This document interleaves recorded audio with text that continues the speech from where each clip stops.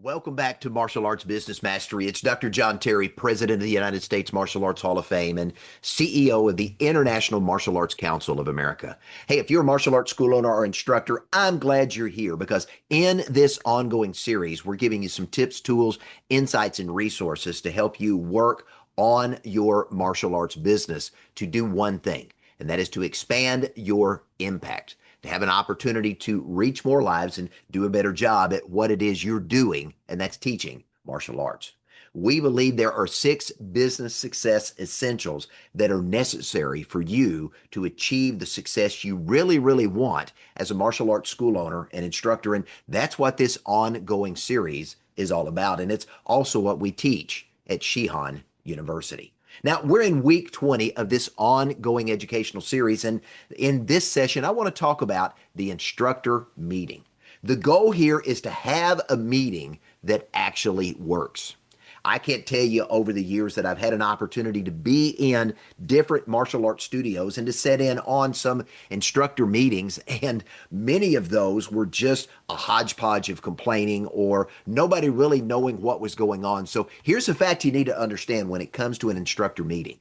An unstructured instructor meeting not only wastes time, but it reduces the buy-in of the instructors that you're counting on to bring energy and to bring enthusiasm to each and every class they teach. And if you've got unstructured instructor meetings where you're gathering together to talk about the business of martial arts, any of those that are not structured and properly put together so there's an end goal in mind, those rarely lead to better teaching. There's a truth you need to understand when it comes to putting together productive instructor meetings, and that's this. A well-run meeting with a clear agenda, with shared challenges, and actionable steps are going to strengthen instruction, they're going to strengthen trust, and they're going to help the team stay aligned because vision is continually cast, and everybody understands the end result that you're seeking as a group. Now, here's what you need to know when it comes to creating instructor meetings that actually work. Number one, you want to create a specific agenda. You want to, you literally want to have it written down. We're going to cover these 5 things over the next 30 minutes, and we're going to spend X number of minutes on each of these 5 topics. If you don't get through all 5 topics in that 30-minute period, you move those topics forward to the next meeting, because with any meeting you do, you want to start on time, you want to end on time, and you want to show up prepared. The second thing to have a productive instructor meeting is you want to make sure you're not just talking about teaching in the classroom. Now, that's important and that's an integral part of their job, but there are also operational issues in running a business. You need to make sure you're also spending time for team building. You want to make sure you're spending time to continually develop your instructors, the staff members that you're working with, not just in the quality of their martial arts teaching, but in their communication ability, their ability to have empathy, their emotional intelligence, their ability to understand the dynamics of human behavior. Those type things are incredibly important when it comes to helping you create a world-class martial arts school right where you are. Third thing you want to do, you want to create a safe space for feedback. You want the instructors that are part of your group and the staff members that are there to feel like they can have an opportunity to share a challenge or an issue they're dealing with, to share concerns that they may have about a student or another staff member or a parent or someone else involved without being criticized or being ridiculed. We need to be able to let them share observations, because here's what you need to know as a school owner. You see things that others don't, but others see things that you don't. That's why all of us together are better than any one of us by ourselves. When there are observations that say, did you notice this? Maybe you were busy doing something else and you didn't. Those observations are important to make sure that everybody is moving in the same direction as a team. And it's also a safe space that if someone made a mistake, someone messed up, didn't follow through on an assignment, or there's issues that you've got to correct an error or a mistake, give them a safe place to own it. but do it in such a way that it's not critical, it's not demeaning, but it's there to say, hey, you made a mistake, let's own it. How do we fix it so we don't make that same mistake again?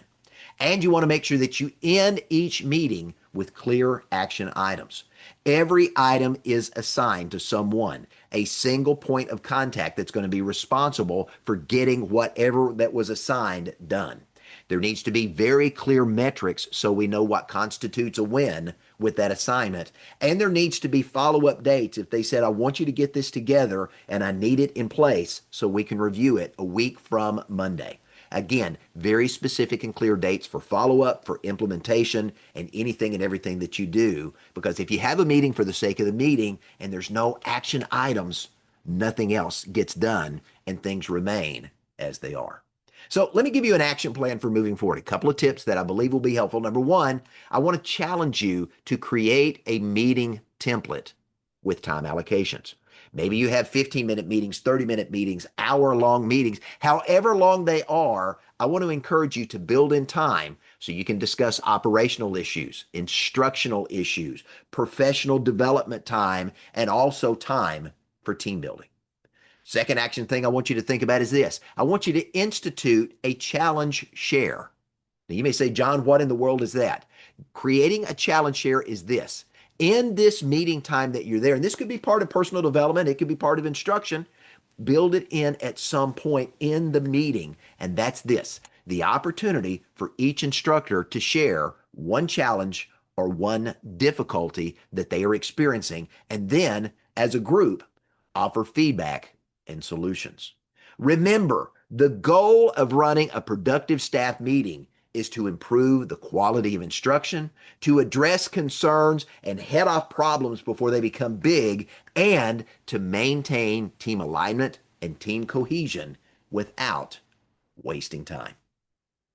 Hey, if you enjoyed what we shared today, there are more tips, more tools, more insights, and more resources like this in our university for martial arts school owners and instructors, and that's Shihan University. This is a business building website with a number of resources available to you to help you make sure that you're working on your business to scale what you're doing as a martial arts school owner and instructor.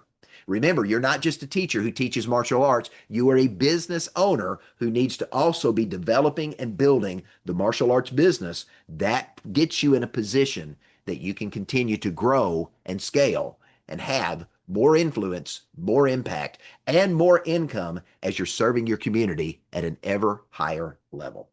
Hey, this entire series is brought to you by the International Martial Arts Council of America. You can learn more about us at imacusa.com. We are the Independent Martial Arts Association for the Martial Arts Entrepreneur.